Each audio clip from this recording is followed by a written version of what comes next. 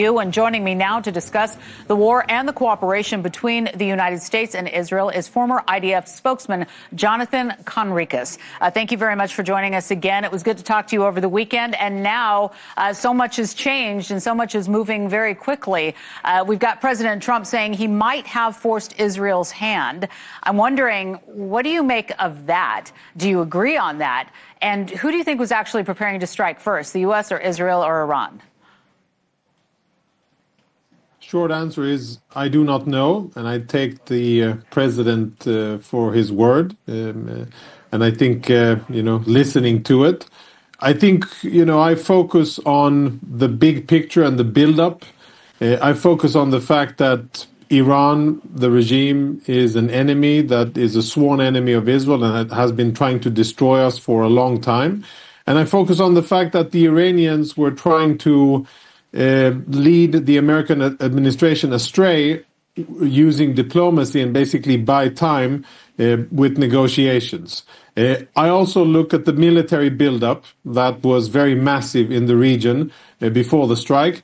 And I think that it's much more likely that what actually happened was that a tactical, once in a, lifetime opportunity presented itself. That special meeting where the so-called supreme leader and most of his security staff were present.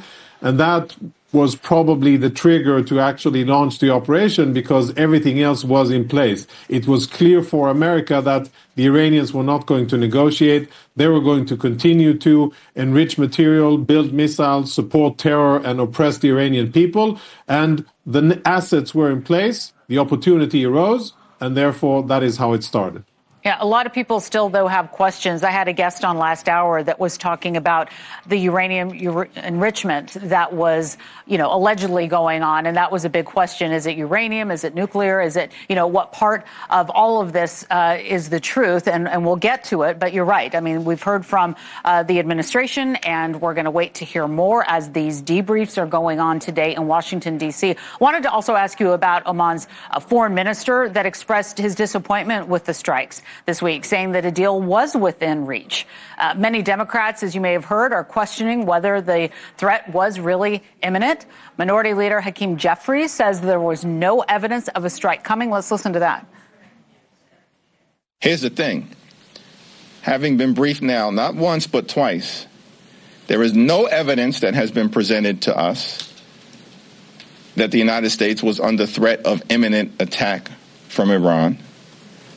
Zero evidence of that. In fact, many members of the administration have actually publicly now admitted that. So how do you respond to those arguments? And you're right, we're going to be going down this parallel road for a while, hearing from both sides. But what do you make about what he just said?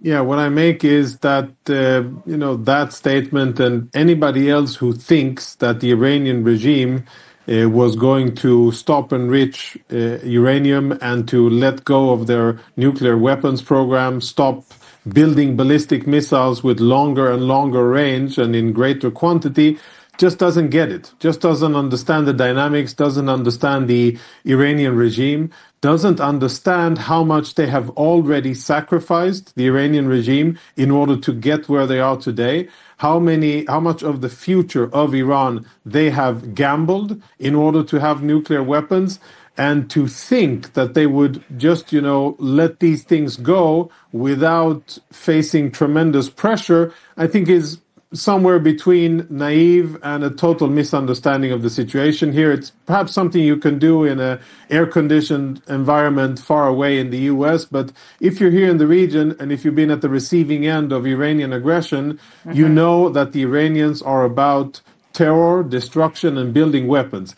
Another thing that I think is important, and I've heard people speak about, why bother striking the Iranians now? They don't have missiles that can reach continental U.S., so they're not a threat. I find that to be a very odd kind of logic and reasoning, because why wait? They are hostile to the U.S. They've been chanting death to the U.S. for about 4 decades, and they're building weapons. They're trying to develop nuclear weapons. Why would you even think about waiting and Do you want to see what happens when a rogue fundamentalist regime gets nuclear weapons and the delivery method to actually deliver to continental U.S.?